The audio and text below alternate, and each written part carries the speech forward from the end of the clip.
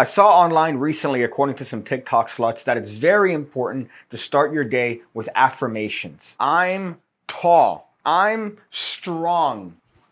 I'm gay. So here we have a card control. That card is lost in the middle of the deck, never to be seen ever again. JK, it's on top. I know a lot about you, like why you're watching this ad, and it's specifically because you've looked up magic tricks. Well, hey there, my name's PigCake, and I've been doing magic trick tutorials on YouTube for the better part of 6 years. And I'm here to tell you about the PigCake Magic Academy with over 1,200 videos already uploaded, designed to make you an expert magician. You get access to all the content the moment you sign up, and I'm uploading every single week. As a matter of fact, I uploaded a video today. Just look at that list of moves, tricks, ideas that you're gonna get access to the moment you sign up. It doesn't end. As a matter of fact, I could stop talking completely, and the list is still gonna keep going. Just look.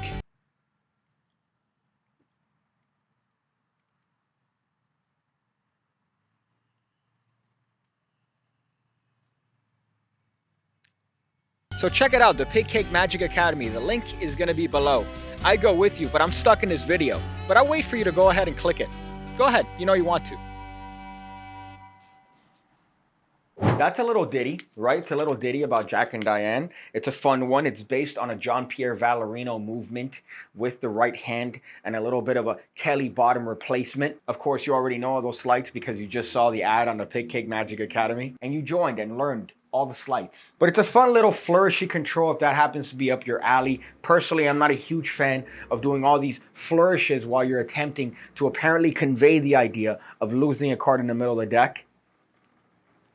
But sometimes it matches your personality. If you're out here flipping and flopping with the cards, you're out here doing the finger flicking fuckery that Dan and Dave popularized. Vaginas? What are those? So here we're going to show the card to the participant. In this case, we're going to use the 3 of clubs. If this is a card that you're not supposed to see, you could just show it like this and then come down and actually execute the switch. Spoiler, there's a switch. But ultimately, let's pretend we're showing the card this way. We're using our forefinger to flip the card. And at the same time, here's what's taking place with my right hand. I'm using my ring finger and my middle finger to pull this card. So I'm using the fingers to put pressure on the card and pull it to the right. So this is taking place underneath the pile, but really I'm just separating that card from the rest of the pile like this. This is covered by the hand, so you're pretty much well covered, but I'm using those fingers to put pressure and separate it, much like a Kelly bottom replacement. And this is taking place as I'm using my finger to flip over that card. So you can see what's happening here, just like that. I'm using my finger, that card is separated, and now I'm ready to execute the switch. So at this point, you could outjog the card if you want. Outjog is just a fancy way of saying put the card out towards them. And as I flip it, what's going to happen is I'm going to square that card up with the actual packet. So even though it's outjogged towards them, when I flip the card with my finger, I'm actually squaring it up with the deck underneath. So it's not going to be like this, outjogged towards the participant.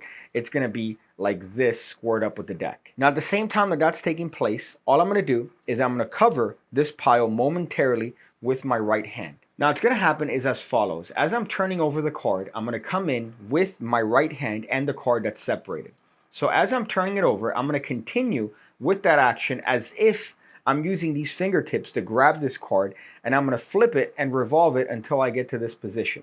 So from this angle, it just looks like I'm taking that card and revolving it in a flourishy way. Really, I'm actually switching the card by adding it on top. So I'm just adding that card on top, flipping it, revolving it, and now placing the card in this position, which if you remember, it's a very familiar position. In this case, usually we do it with the Marlowe retention switch.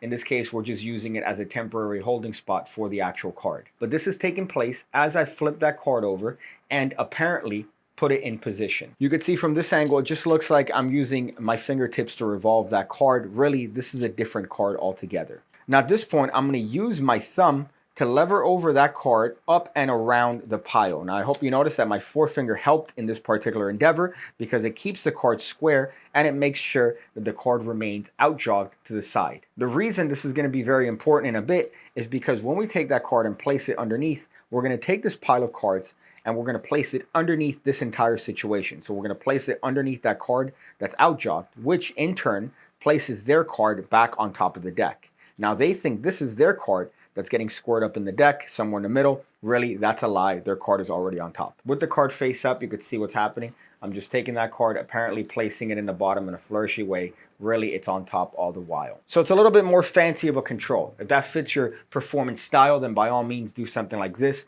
If you're one of these performers that, I don't know, puts a suit on and does tricks at Denny's, then maybe this wouldn't necessarily be up your alley. However, I think for the right person, you're gonna find something like this and go, ah, that's just what I was looking for. What do you know about this, huh? What do you know about this right here?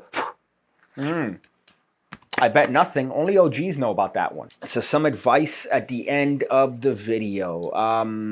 Right here. A friend of mine got me these for my birthday, right? They're Lego, Scrooge McDuck, and the other ones. Now, I'm not a fan of Legos. Let me just say that right off the bat. I'm an adult. I have responsibilities. I pay taxes, unfortunately. However, this was a fun little thing that we did.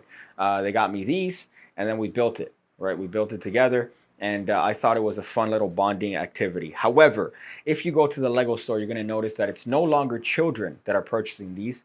It's adults, obese, blue-haired socialists buying Legos. Now, usually there's nothing wrong with that because that ensures that Lego is going to still be up as a company, which is a good thing because it ensures that the Lego company is going to remain open, and hopefully one day you're going to be able to get one of these and build it with, I don't know, your kids, your little cousin, your little nephew, right? And it's a fun little thing. If you could build one of these, I'm sure you could get to the point where you could rebuild a carburetor. However, much like Disney, it's the exact same thing where it's no longer made for children. It's now made for those adults that, I don't know, morbidly obese chick that wears a Captain America shirt and is obsessed with all the movies. And if you look at her Twitter, her profile picture is of a K-pop star. And then you match with her on Tinder and she shows up and she looks nothing like her original pictures because it turns out that she was using pictures from when she was 20 and she is now 28 and she's accumulated all the mass of a person that is permanently depressed because she spends all her money on Legos. You see, it all comes full circle, my friends. It all comes full circle. And Daddy Piggy here has all the answers. So if you happen to swipe right on a chick and on her profile it says, hey, I love Legos, and she looks like a dime, I'm sure she looked like a dime. I see you again, when I see you again, when I see you again, when I see you again, when I see you again. When I see you again, when I see you again, when I see